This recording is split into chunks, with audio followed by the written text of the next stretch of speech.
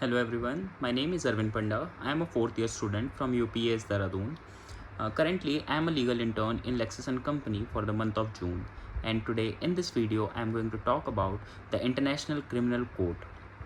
So, the International Criminal Code provides creative and composite structure of justice that consider all the right and privileges given to suspects.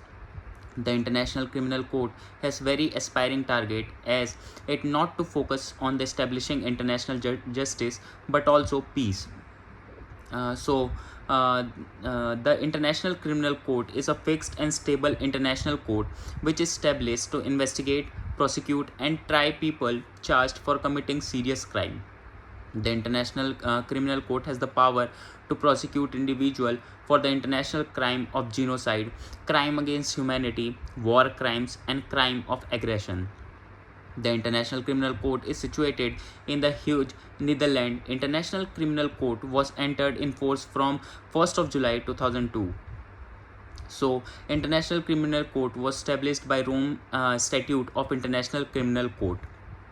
Now, the two main working language of the International Criminal Court are English and French.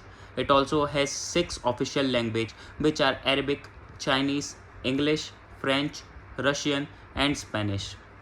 The current president of International Criminal Court is Chili Ibo Osiji, who was elected on 11th of March 2018. So now let us talk about the structure of International Criminal Court. The International Criminal Court is composed of mainly four primarily organ. The first is presidency, the second is the chamber, the third is the office of prosecutor, and the fourth is registry. The Assembly of Parties serves as the court's management, oversight, and legislative body, and is not an organ of the court. It establishes the budget, elects the judge and prosecutors, amend law and procedures, and conduct other such activities consistent with the Rome Statute. So now let us talk about the presidency. It represents the International Criminal Court externally. It also forms selected member of judicial function. Presidency organ of International Criminal Court organize the judicial chamber of assigned cases. Now let us see what is chamber. There are five main functions of the chamber. The first is to issue arrest and warrant. Second is to determine and jurisdiction and admissibility. The third is to confirm or reject the charges. The fourth is to hear the appeal, and the lastly to adjudicate the case.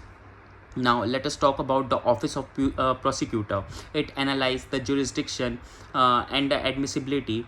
The second is it investigate the crime, and lastly to prosecute individual. Now let us talk about the registry. The Registry of International Criminal Court administers court services. It helps external defense and victim counsel. Also, it organizes witness and victim protection. And lastly, it promotes victim involvement and repression. Now, talking about the power of International Criminal Court, according to Article 5 of Rome Statute, has the authority and power over genocide, crime against humanity, war crimes, and crime of aggression. The ICC has jurisdiction and control on the crimes mentioned in Article 5 of the statutes. Minimum age of the accused must be 18 years, and he must not be a minor who is below the age of 18 years at the time of commission of the offense. According to Article 11, ICC do not have any retroactive authority over crimes that are committed before the statute was enforced. The principle of non-retroactivity is reinforced by Article 24 of the statute. Now, let us talk about the legal procedure of ICC. The first is primarily examination, followed by investigation. Then comes pre-trial phase. Pre-trial phase is then further move to trial stage, then appeal stage.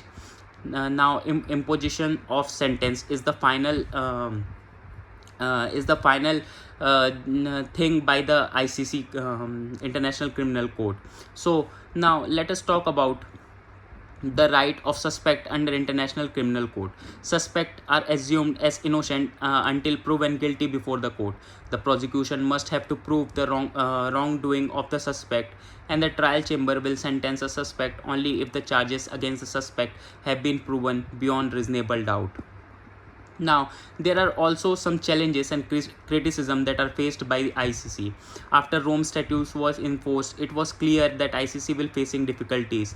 There are some serious challenges that have been faced by the court. The challenges such as there are many grounds on which court must upgrade and make its own work more systematic. The International Criminal Code needs more acceptance and more state chamber. Although it is a followed hugely followed court, however it has certain things, certain loopholes which must be cleared, so that there must be a proper functioning of this court. So that's all for today's video. Hope you like it. Have a nice day. Thank you so much.